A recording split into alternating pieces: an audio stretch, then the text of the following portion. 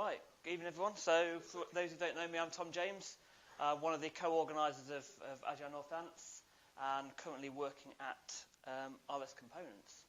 So this is just a bit of a kind of personal development story, really. Related to task management.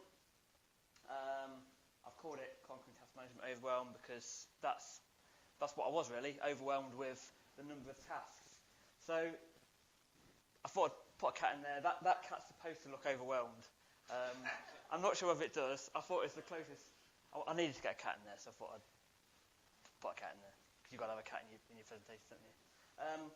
So for quite a long time now, not just in my professional life, but also in my personal life, you end up with so many different tasks you need to do.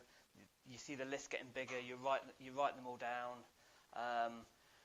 But there's just too much, and you'll do one thing, and then you add another thing to your task list, and your task list just ends up getting bigger and bigger. So I felt like I needed a way to try and overcome that and find a better way of managing my tasks. So there's obviously lots of different options you've got. There's paper, which I tried, so it's quite a cheap way of kind of documenting things you've got to do. Although for me, that was one of the only real benefits, really. So it's quite difficult to change. So if your priorities are changing, it's quite difficult, it's impossible to insert something else unless you write really small. That was the main thing. It's not as accessible. So sometimes I've got quite a wandering mind. So I'll sometimes be driving or mowing the lawn or something like that, and I've got an idea. And if you haven't got a pen and a paper there, it's very difficult to capture your tasks. So that's one thing I found difficult with paper. Got Trello, so I tried Trello. I know there's a lot of people that do use Trello. Didn't really work for me. So although it's really very lightweight, which I really like about it, it's not like Jira where there's so many different fields you've got to fill in and all that kind of thing. It's quite lightweight, which I like. It's free. At least some versions are free. It's available anywhere, so it's on your mobile, it's on your laptops, anywhere that you've got internet, you can log into it, which is cool. Although the things that I didn't particularly like about Trello was I found it quite overwhelming to see everything at once. So if you've got a to-do or doing a done column, which I guess a lot of people that are using Trello will have it set up like that, having everything there was just an overwhelming thing. You'd move something to done, but you can see you've got a million other things in your to-do list. Difficult to see progress because of that, because you've constantly got a massive list there, and it wasn't that rewarding from that point of view. And I found it a little bit fiddly on a mobile device. So if anyone uses Trello on a mobile, having to select which status you want to move it to, I found quite fiddly.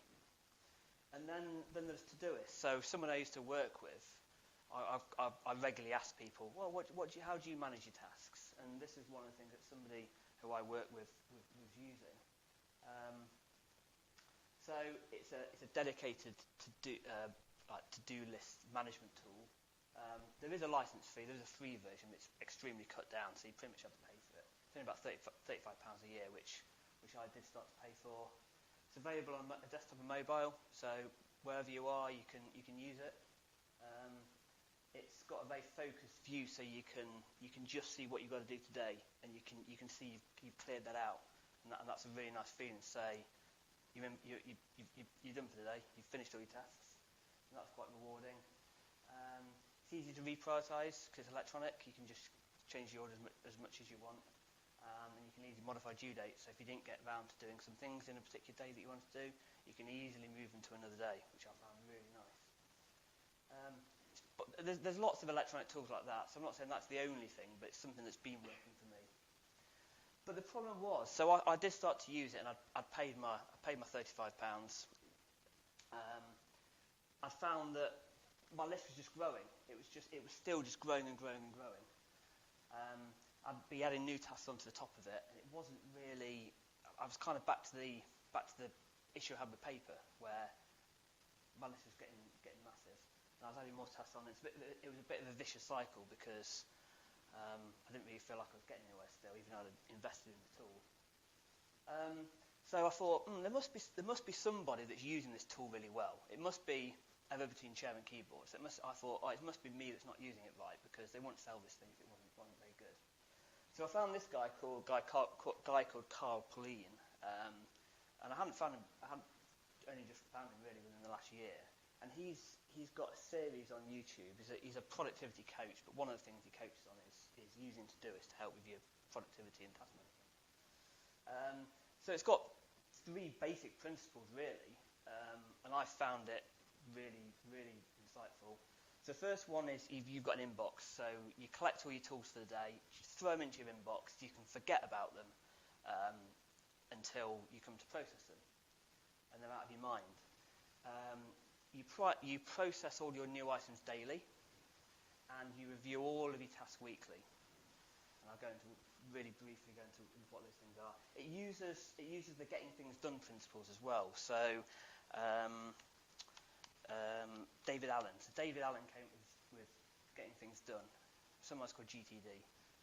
Most of you maybe heard of GTD, but they're the principles of it. And Todoist basically applies those principles, which is your brain is for having ideas, not for kind of storing them. So it uses that process. So the idea is you got daily review. So you've thrown all your items into your inbox, and the idea is that every day you review everything that's come in. You assign them to a project, you set all your projects up, you set them a date, you set a date on them if it needs one. Assign any labels to them. If, for example, it's a job that you know that you can do on a train, you can highlight with train, and then you can filter and you can see anything that you can do in a particular scenario, like being on a train. You can prioritise them. You can reassign them to other days if you didn't manage to get some items done in a day, and use it for like objective setting. My tips though are firstly do it the night before, because you're not as creative. Most people scientifically aren't as creative at the end of the day, so it's a good idea to just do this kind of mundane task, quite a repetitive task. Make it a habit as well, so just every day just do it, and it does become a habit at the end of the day. So it does become a habit, but only set dates if it's time critical. That was the problem I was having.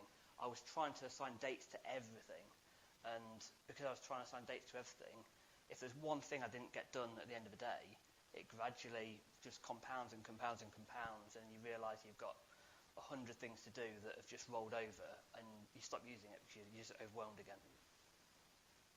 A weekly review, so this is the other thing you do. So you do that on a daily basis, and then on a weekly review, you can do your inbox, clear your inbox, same as the daily task. Have a look to see if there's anything that you didn't have a date on that's been lingering for a while, which you now want to put a date on, or it's particularly urgent. And then set up next actions. So there's a label you can put on called next actions, which it's stuff that's not time critical, but you'd like to do in the week. And then the idea is you chip away at those things, you gradually review those things, and hopefully you end up with nothing in your next actions at the end of the week. And then you can clear those down at the end of the week and assign some new next actions. So just in summary, that's the only tool it's not the tool as such, it's more the process. It's the only process for me that's actually stuck. I've tried quite a few things in the past, but it's just stuck, and I'm doing it, and my task list is generally empty at the end of the day. It's sustainable. I've been doing it for quite a long time now, and I've managed to keep it up. Massively increases clarity because you can see clearly what you need to do in a day. It's prioritised, but it might not work for everyone. It works for me, it might not work for everybody, but definitely worth a look if anyone's struggling with task management and you've got overwhelmed like I was. So that's it. Thank you.